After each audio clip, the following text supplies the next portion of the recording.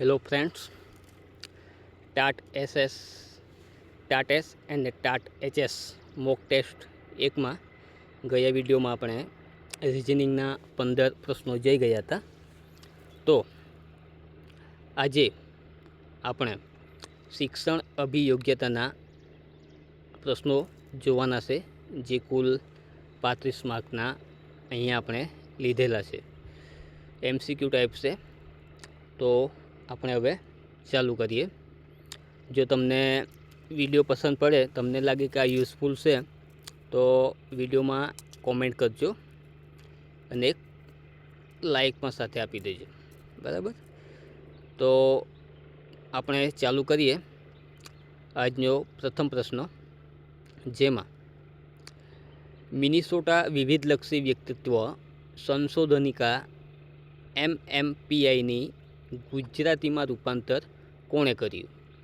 તો આપણને અહીંયા ઓપ્શન આપવામાં આવેલા છે. A option Jagdish Chotwani, B option Hathaway અને મેકિનલે, સી ઓપ્શન કેસમર અને શેલ્ડન, અને ડી ઓપ્શન ડોનાલ્ડ અને મિલર. બરાબર, તો અહીંયા આપણો જવાબ આવશે જગદીશ જોટવાણી. જે MMPIની ગુજરાતીમાં રૂપાંતર કર્યું એ આપણે જગદીશ જોટવાણી છે. જ્યારે મિનેસોટાના વ્યક્તિત્વ સંશોધનિકાની રચના કરનાર આપણા હેથવે અને મેકિનલ છે. બરાબર, એટલે અહીંયા આપણને 2 પ્રશ્નો મળી ગયા. એક તો ગુજરાતીમાં રૂપાંતર કોણે કર્યું તે, અને બીજો કે વ્યક્તિત્વ સંશોધનિકા એટલે કે MMPIની રચના કરનાર મનોવૈજ્ઞાનિક કોણ છે, હેથવે અને મેકિનલ. હવે એના પછી આપણે બીજો પ્રશ્ન જોઈએ. અનુકરણાત્મક શિક્ષણમાં બાંદુરાએ શેના પર પ્રયોગ કર્યો હતો? બરાબર, અનુકરણાત્મક શિક્ષણમાં બાંદુરાએ શેના પર પ્રયોગ કર્યો હતો? તો જુઓ, અહીંયા આપણને ઓપ્શન આપવામાં આવેલા છે. એ કૂતરો, બી બિલાડી, સી વાંદરો અને ડી ઢીંગલી. તો અહીંયા આપણો જવાબ આવશે ડી ઢીંગલી. એટલે બાંદુરાએ ઢીંગલી પર અભ્યાસ કર્યો, મતલબમાં પ્રયોગ કર્યો હતો. જ્યારે કૂતરા પર પ્રયોગ કોણે કર્યો હતો? તો ઇવાન પાવલો. જ્યારે બિલાડી પર કોણે કર્યો હતો? થોર્નડાઇક. અને સુલતાન નામનો ચિમ્પાન્જી એટલે કે વાંદરા પર કોણે કરેલો હતો? કોહલરે. બરાબર, આના પછી આપણે ત્રીજા નંબરના પ્રશ્નો છે. નીચેનામાંથી કોને તબીબી ક્ષેત્રે નોબેલ પારિતોષિક મળ્યો હતો? બરાબર, અહીંયા આપણને એના પણ ઓપ્શન આપવામાં આવેલા છે. Option A Kohler, option B Thorndike, option C Ivan Pavlov અને ઓપ્શન ડી સ્કિનર. તો અહીંયા આપણો જવાબ આવશે ઇવાન પાવલોવ. બરાબર, તો ઇવાન પાવલોવને તબીબી ક્ષેત્રે નોબેલ પારિતોષિક મળેલો છે. એ પારિતોષિક એને મળેલું છે આપણને 1879માં. એ જ સમયે વિલિયમ વુડે પ્રયોગશાળાની સ્થાપના પણ કરી હતી એ જ વર્ષમાં. તો જુઓ, અહીંયા જવાબ આપણે આવશે ઇવાન પાવલોવ. જ્યારે સ્કિનરે ઉંદર પર પ્રયોગ કર્યો હતો. તો આપણને એનું પણ ખબર, એ કોહલર છે એ સુલતાન નામના ચિમ્પાન્જી પર પ્રયોગ કરેલો, થોર્નડાઇકે બિલાડી પર, ઇવાન પાવલોવે કૂતરા પર અને સ્કિનરે ઉંદર પર. તો અહીંયા આપણો જવાબ આવશે ઇવાન પાવલોવ, જેમને તબીબી ક્ષેત્રે નોબેલ પારિતોષિક મળેલો છે. એના પછી ચોથા નંબરના પ્રશ્નો. કોના મતે વિકાસ એટલે ગુણાત્મક ફેરફાર? તો એના ઓપ્શન આપણને આપવામાં આવેલા છે. મેસ્લો, હર્લોક, ફ્રોઇડ અને ફ્રેન્ડ. તો આપણો જવાબ આવશે અહીંયા ડી ઓપ્શન, નહીં, બી ઓપ્શન હર્લોક. બાકી કોષીય ગુણાકાર પૂછવામાં આવે તો જવાબ આવશે હર્લોક. પણ અહીંયા આપણને વિકાસ માટે ગુણાત્મક ફેરફાર છે એટલે જવાબ આવશે હર્લોક. જ્યારે વૃદ્ધિ માટે કોષીય ગુણાકાર એવો પ્રશ્ન પૂછવામાં આવે તો જવાબ આવે ફ્રેન્ડ. આના પછી પ્રશ્ન નંબર 5. જીવંત પ્રાણીના વિવિધ અંગોનો સંપૂર્ણ વિકાસ કરવાની કુદરતી પ્રક્રિયા એટલે? જે જીવંત પ્રાણીના વિવિધ અંગોનો સંપૂર્ણ વિકાસ કરવાની કુદરતી પ્રક્રિયા એટલે શું આવે? જવાબમાં ઓપ્શનમાં જોઈએ, બુદ્ધિ, પરિપક્વતા, વિકાસ કે વૃદ્ધિ. તો અહીંયા આપણો જવાબ આવશે ઓપ્શન બી, પરિપક્વતા. પ્રશ્ન નંબર 6. દેશની સૌપ્રથમ ફોરેન્સિક સાયન્સ યુનિવર્સિટી ક્યાં આવેલી છે? તો દેશની સૌપ્રથમ ફોરેન્સિક સાયન્સ યુનિવર્સિટી આપણે ઓપ્શન જોઈએ. A option Gandhinagar, B option Rajkot, C option Ahmedabad અને ડી ઓપ્શન સુરત. તો આપણો જવાબ આવશે અહીંયા ઓપ્શન એ ગાંધીનગર. આ એકદમ મોસ્ટ આઈએમપી પ્રશ્નો છે જે ખરેખર એક્ઝામમાં પૂછાઈ શકે એવા છે. આ 35 પ્રશ્નોમાંથી છેલ્લા તમને 5 થી 6 પ્રશ્નો તો આવશે જ એક્ઝામમાં. માટે આ 35 પ્રશ્નો તમારે સારી રીતના જોઈ લેવા. આના પછી જોઈએ પ્રશ્ન નંબર 7. વ્યક્તિ જેટલા પ્રમાણમાં અમૃત રીતે વિચાર કરવાની શક્તિ ધરાવતી હોય તેટલા પ્રમાણમાં તે બુદ્ધિમાન હોય છે એવું કોણે કહ્યું છે? વ્યક્તિ જેટલા પ્રમાણમાં અમૃત રીતે વિચાર કરવાની શક્તિ ધરાવતી હોય તેટલા પ્રમાણમાં તે બુદ્ધિમાન હોય છે એવું કોણે કહ્યું છે? તો અહીંયા ઓપ્શન આપણને આપવામાં આવેલા છે. Option A Gardner, B Spearman, C Ebbinghaus અને ડી ટર્મન. તો અહીંયા આપણો જવાબ આવશે ઓપ્શન ડી ટર્મન. બરાબર. જો આપણે 7 પ્રશ્નો જોઈ ગયા. જો આ પ્રશ્નોમાં તમને મજા આવતી હોય, તમને પસંદ પડતા હોય, તમને ખરેખર લાગે છે કે આવા પ્રશ્નો આપણે એક્ઝામમાં પૂછાઈ શકે એવું હોય તો આપણા વિડીયોને લાઈક કરીને જવું. અને તમને પસંદ પડે તો પણ કોમેન્ટ કરજો અને ના પસંદ પડે તો પણ કોમેન્ટ કરજો, જેથી કરીને અમને ખબર પડે કે અમારે આ વિડીયોમાં સુધારા કરવા જેવી જરૂર છે અને શું સુધારા કરવા જેવી જરૂર છે તે અમે ફરી બીજા વિડીયોમાં લઈને આવી શકીએ. તો ચાલો હવે 8મા નંબરનો પ્રશ્ન. શરીરના બાંધાની આધારે વ્યક્તિના પ્રકાર કોણે આપ્યા? શરીરના બાંધાની આધારે વ્યક્તિના પ્રકાર આપણે આપવામાં આવેલા છે. Option A Skinner, B Freud, C Allport, D Kretschmer અને શેલ્ડન. તો અહીંયા આપણો જવાબમાં આવશે ઓપ્શન ડી કેસ્મર અને શેલ્ડન. એના પછી 9મો પ્રશ્ન. મનોવિજ્ઞાનની હાલતી ચાલતી પ્રયોગશાળા એટલે શું? તો અહીંયા આપણને ઓપ્શનમાં આપવામાં આવેલા છે. ઓપ્શન એ પરીક્ષા, બી મૂલ્યાંકન, સી અધ્યયન, ડી સ્વનિરીક્ષણ. તો આપણો જવાબ આવશે અહીંયા સ્વનિરીક્ષણ. અહીંયા જવાબ ઓપ્શન ડી સ્વનિરીક્ષણ. હવે 10મા નંબરનો પ્રશ્ન. પ્રવૃત્તિની દિશાને આધારે વ્યક્તિના પ્રકારો કોણે આપ્યા? પ્રવૃત્તિની દિશાને આધારે વ્યક્તિના પ્રકારો કોણે આપ્યા? તો અહીંયા આપણને ઓપ્શન આપવામાં આવેલા છે. Option A Maslow, option B Carl Jung, option C Freud અને ઓપ્શન ડી ફ્રેન્ડ. તો અહીંયા આપણો જવાબ આવશે ઓપ્શન બી કાર્લ યુંગ. આના પછીના 11મા નંબરનો પ્રશ્ન. કેળવણી એ કુદરતી પ્રક્રિયા છે, કૃત્રિમ નહીં. વ્યાખ્યા કોણે આપી? કેળવણી એક એવી પ્રક્રિયા છે, કુદરતી પ્રક્રિયા છે, એ કૃત્રિમ પ્રક્રિયા નથી. આવી વ્યાખ્યા કોણે આપી? તો ઓપ્શન આપણે જોઈએ. Option A Nanabhai Bhatt, option B Gandhiji, option C Montessori, option D Rousseau. તો અહીંયા આપણો જવાબ આવશે ઓપ્શન ડી રૂસો. રૂસો એ એક પ્રકૃતિવાદ છે. બરાબર. એ પ્રકૃતિવાદમાં માને છે રૂસો, જ્યારે ગાંધીજી એ આદર્શવાદમાં માને છે. આ રીતના જોવા જઈએ તો આપણે આદર્શવાદના જનક પ્લેટો છે, પ્રકૃતિવાદના જનક એ આપણે રૂસો અને વ્યવહારવાદના જનક છે આપણા જ્હોન ડ્યુ. આ જ્હોન ડ્યુ છે એ આપણે પ્રોજેક્ટ પદ્ધતિના જનક પણ ઓળખાય છે. જ્યારે પ્રોજેક્ટ પદ્ધતિની દેન કોણે આપી? દેન આપનાર કોણ? તો વિલિયમ કિલ પેટ્રિક. બરાબર. બાકી જનક પૂછવામાં આવે આપણે વ્યવહારવાદના તો જ્હોન ડ્યુ. તો અહીંયા આપણને એક પ્રશ્નમાં સાથે સાથે બીજા 2-3 પ્રશ્નો પણ આવી જાય છે. એટલે જ્યારે આ વિડીયો સારી રીતના પૂરેપૂરો જોજો એટલે તમને આ 35ની જગ્યાએ 100 પ્રશ્નો સાથે સાથે આવી જાય.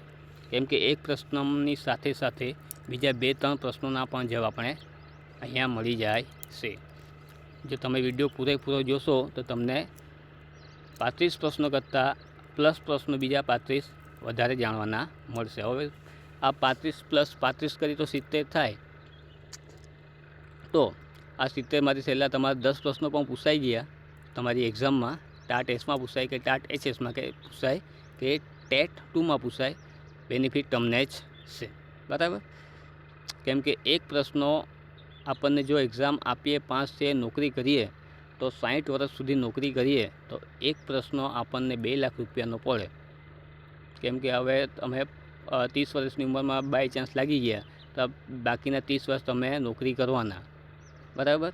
તો આ એક પ્રશ્ન પણ પૂછાય એ બહુ મહત્ત્વનું કહેવાય, માટે વિડીયો સારી રીતના જોજો. તો ચાલો હવે આપણે સમય ના બગાડતા પ્રશ્ન નંબર 12 જોઈએ. તો કેળવણી ઉત્પાદક શ્રમ દ્વારા ઉત્પાદક શ્રમ માટે અને ઉત્પાદક શ્રમની જ હોઈ શકે.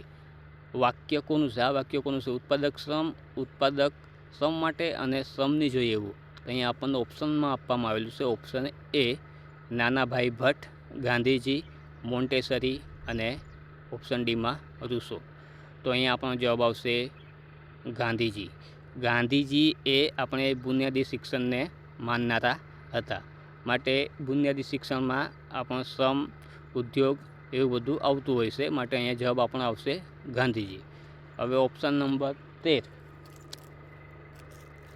પ્રશ્ન નંબર 13, કીડીનું પોતાના માટે ખોરાકના કણને ખેંચી જવું એ કયા પ્રકારનું શિક્ષણ કહેવાય?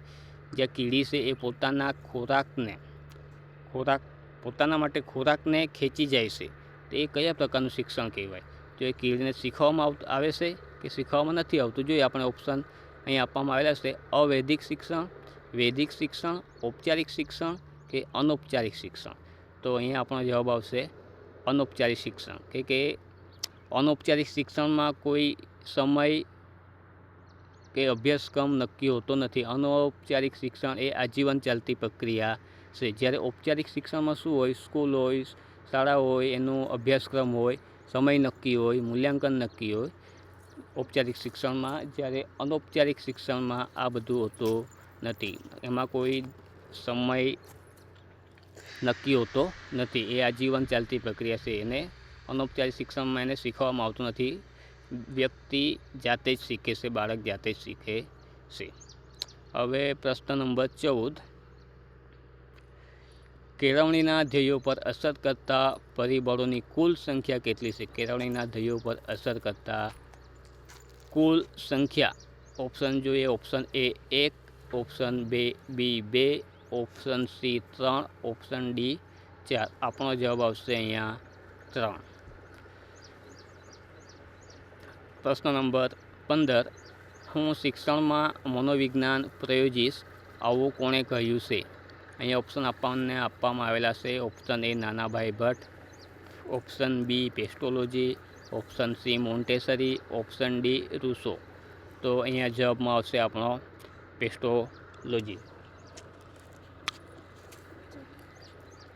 16મા નંબરનો પ્રશ્ન, કોણે કહ્યું છે કે શિક્ષણ એ મનુષ્યને આત્મવિશ્વાસુ અને નિસ્વાર્થ બનાવે તે છે?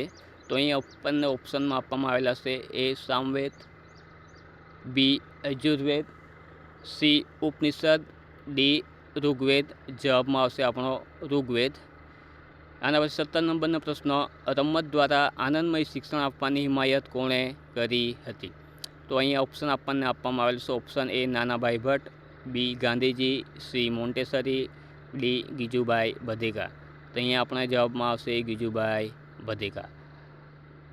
પ્રશ્ન નંબર 18, નૂતન કેળવણીના પિતા તરીકે કોને ઓળખવામાં આવે છે? તો અહીંયા આપણને ઓપ્શનમાં આપવામાં આવેલા છે. નાનાભાઈ ભટ્ટ, ગાંધીજી, મોન્ટેસરી, રૂસો. તો અહીંયા આપણો જવાબમાં આવશે રૂસો. Option D રૂસો.